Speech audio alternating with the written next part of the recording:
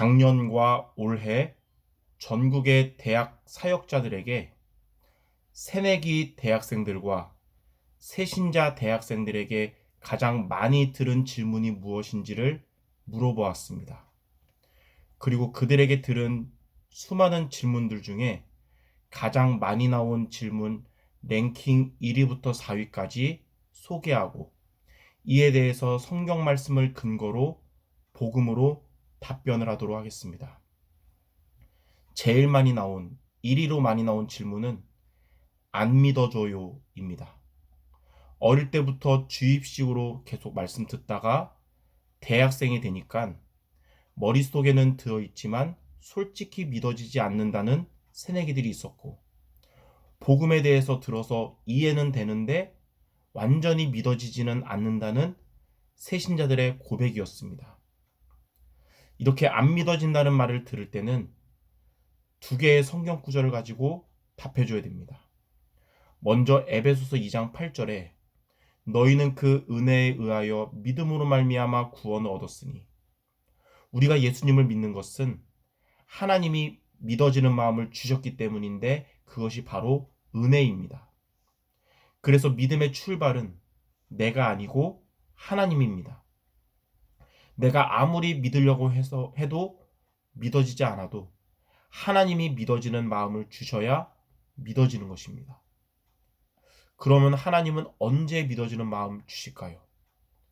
로마서 10장 17절에 믿음은 들음에서 나며 들음은 그리스도의 말씀으로 말미암았느니라.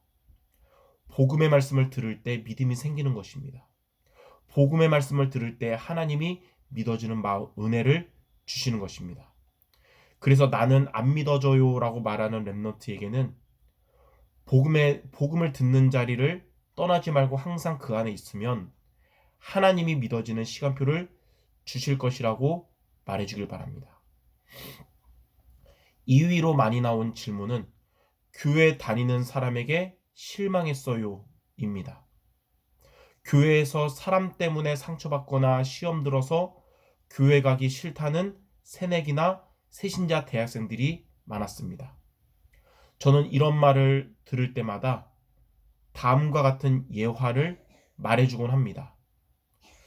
남편을 일찍이 여의고 딸을 힘들게 키운 엄마가 있었는데 그 딸이 잘 커서 교수가 되었습니다.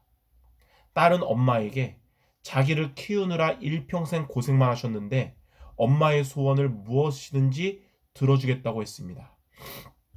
그러자 엄마는 딸에게 내가 바라는 점은 오직 한 가지밖에 없다. 예수님을 믿지 않는 너가 날 따라서 주일날 교회 한번 같이 가는 거. 그게 내 소원이다. 엄마의 소원을 들은 딸은 3개 일주라도 시켜줄 마음이었는데 고작 일요일날 교회 가는 거 어렵지 않다면서 주일날 엄마를 따라서 교회를 오게 되었습니다. 그런데 교회에서의 모습이 이 딸에게는 실망스러웠습니다. 예배 시간에 막 돌아다니는 아이들의 모습도 거슬렸고, 말씀을 막 더듬으면서 막 실수하시는, 이렇게 설교하시는 목사님의 모습도 거슬렸고, 특송을 하는데 음이 틀리고 박자도 안 맞는 성가대의 찬양도 거슬렸습니다.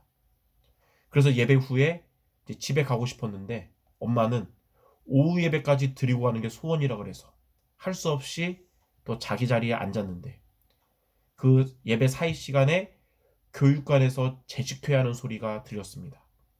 그런데 돈 문제로 언성을 높이는 소리가 들리니까 딸은 마음이 심히 불편해졌고 결국 엄마한테 집에 가자고 막 그랬습니다.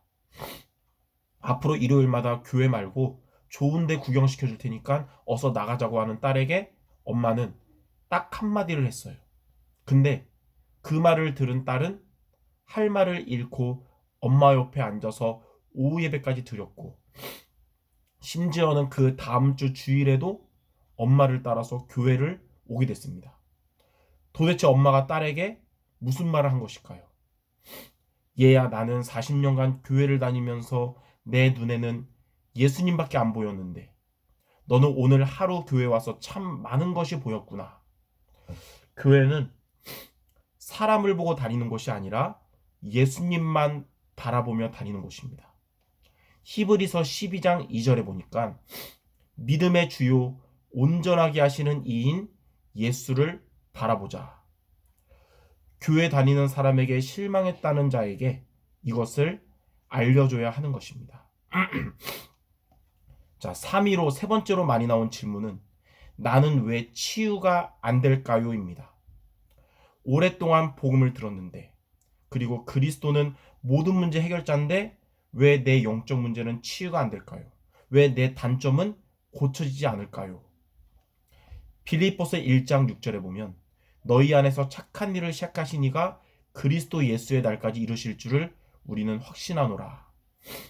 내 안에 계신 그리스도는 완전하시지만 나는 부족한 존재고, 완전하신 그리스도가 부족한 나를 점진적으로 완성시켜 나가시는 겁니다. 그래서 구원은 예수님을 구주로 영접하는 순간에 신분이 변화가 되는 거지만, 이렇게 치유는 체질이기 때문에 한 번에 확 바뀌는 게 아니고 가랑비에 옷 젖듯이 점진적으로 변화가 되는 것입니다.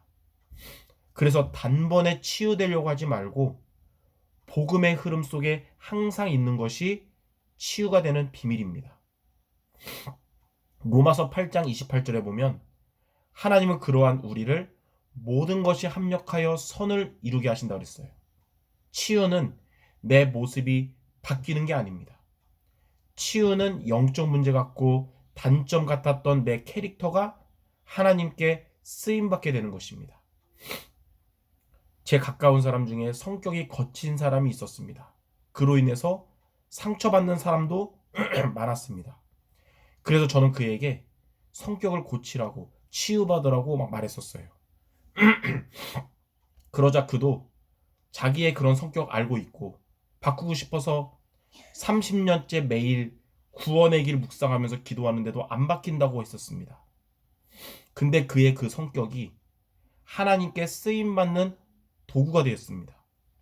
저는 낯선 사람에게 쉽게 말을 잘 걸지 못해서 지금도 전도하는 데 있어서는 긴장하고 쉽지가 않아요.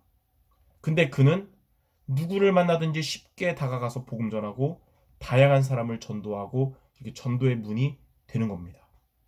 이렇게 성격이 거친 사람이 예수님을 믿는다고 해서 갑자기 천사 같은 사람으로 확 바뀌질 않아요. 그런데 그 거친 성격이 하나님께 쓰임받는 도구가 되고 많은 사람을 살리는 도구가 되는 것입니다. 이것이 바로 진정한 치유입니다. 그러므로 나는 왜 치유가 안 될까요? 라고 질문하는 렘넌트에게 급하게 치유되려고 하지 말고 복음의 흐름 속에 항상 있어야 한다고 말하고, 너의 그 캐릭터는 영적 문제, 단점, 이런 민폐 캐릭터가 아니고 매력 포인트이며 전도 선교의 도구가 되고 하나님께 쓰임받게 될 것이라고 말해주길 바랍니다. 4위로 네 번째로 많이 나온 질문은 나는 왜 사탄이 안 꺾일까요? 입니다. 예수 이름으로 기도하면 사탄의 권세가 꺾인다고 해서 권세 기도하는데 하루 종일 권세 기도해도 머리만 아프고 사탄이 안 꺾인다는 것입니다. 만약 내가 더러운 상태면 파리가 친구인 줄 알고 자꾸 다가올 겁니다. 그러면 나는 파리가 싫으니까 내쫓으면 파리가 떠나가도 계속 다가오겠죠. 그런데 파리가 문제가 아니고 내가 문제구나. 그래서 내가 깨끗하게 씻고 나면 파리가 알아서 다가오지 않게 됩니다. 이처럼 지금 내가 황폐한 영적 상태, 불신앙과 죄 속에 있는 삶을 살면서 사단 꺾는 기도하면 사탄은 그걸 알고 계속 속이지만, 복음의 능력을 회복하는 영적 상태를 가지면 사탄은 알고 떠나가게 될 것입니다. 마태복음 12장 28절에 너희가 하나님의 성령으로 귀신을 쫓아내는 것이면 하나님의 나라가 이미 너희에게 임하였느니라.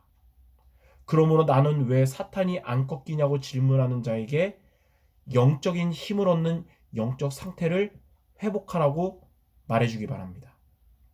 이처럼 많은 질문을 새내기 대학생이나 새신자들이 할 수가 있습니다.